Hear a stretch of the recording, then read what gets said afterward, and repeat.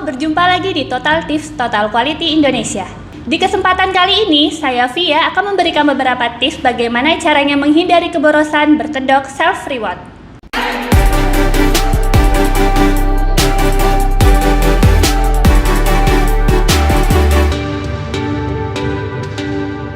Ketika seseorang telah menyelesaikan pekerjaan yang sulit, mereka biasanya mencari self-reward sebagai bentuk penghargaan atas pencapaian tersebut. Self-reward memang penting, namun dalam hal keuangan, self-reward biasanya dijadikan tameng untuk berfoya-foya. Jadi, apakah sudah tepat self-reward yang kita lakukan selama ini? Apakah itu merupakan sebuah keborosan? Nah, untuk itu, kita akan lanjut bagaimana cara menghindari keborosan yang berkedok self-reward. Tips yang pertama,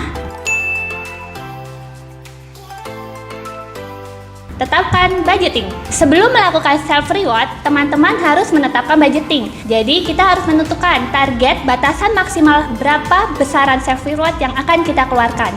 Jadi, kalian harus mencari batas maksimal self-reward yang akan kalian gunakan. Sebelum itu, pastikan kebutuhan prioritasmu terpenuhi semua.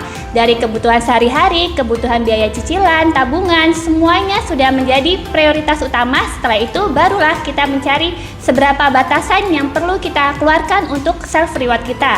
Menetapkan budgeting adalah langkah awal untuk mengamankan dompet kita dari hal-hal yang menyenangkan diri sendiri secara berlebihan. Tips yang kedua,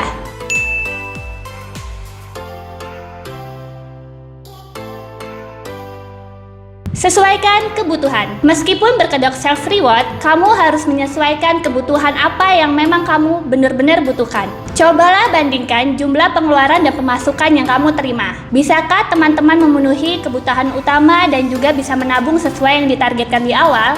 Jika tidak memungkinkan, kita perlu menyesuaikan pengeluaran-pengeluaran apa yang akan kita keluarkan nantinya. Jika memang tidak memungkinkan, kita harus mengubah target awal kita. Kita harus merubah menyesuaikan self-reward sesuai dengan apa yang benar-benar kita butuhkan. Misal nih, teman-teman ingin memberikan penghargaan untuk diri sendiri dengan membeli makanan atau berbelanja dengan kesukaan kalian.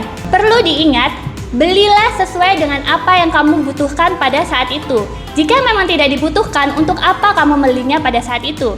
Jadi, kita harus pintar-pintar mencari apa yang sebenarnya kita butuhkan. Belanja dengan sikap impulsif akan menguras isi kantong kita. Tips yang ketiga,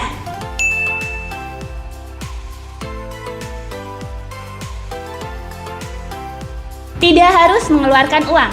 Banyak orang yang mengartikan self-reward adalah membeli atau membelanjakan sesuatu dengan menggunakan uang. Padahal self-reward bisa kita lakukan tanpa harus mengeluarkan uang. Misalnya saja, teman-teman bisa melakukan hobi atau hal-hal yang kalian sukai.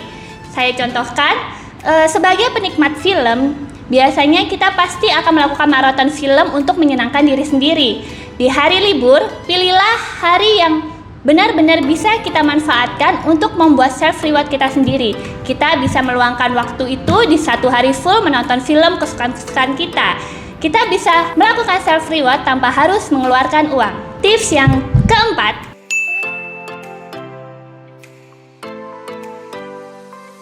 jangan turuti gengsi. Perlu diingat, tujuan dari self-reward adalah untuk mengapresiasi kinerja kita. Dan salah satu cara untuk mengembalikan semangat dalam beraktivitas selanjutnya. Seperti yang kita ketahui, menuruti gengsi itu tidak akan ada habisnya, karena di atas langit masih ada langit. Untuk itu, hindari pembelian yang bersifat mengejar tren atau hanya untuk mengikuti gengsi semata. Ketika kamu menuruti setiap gengsi kamu akan kehabisan energi dan juga kamu pasti akan menguras isi kantong kamu dan kehilangan banyak uang, dan itu merupakan suatu keborosan.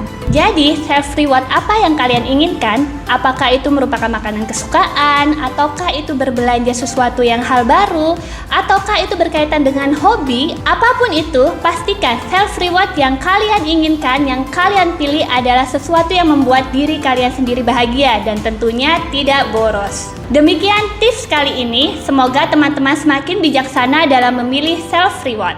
Dan semoga teman-teman semakin baik ke depannya tanpa harus melakukan keborosan lagi. Jangan lupa dukung terus channel YouTube Total Quality Indonesia dengan like, share, komen, dan juga subscribe. Terakhir, jadilah orang yang pertama menonton video Total Quality yang terbaru dengan mengaktifkan tombol lonceng di bawah ini. Terima kasih teman-teman, sampai jumpa di Total Tips berikutnya. Apa kabar?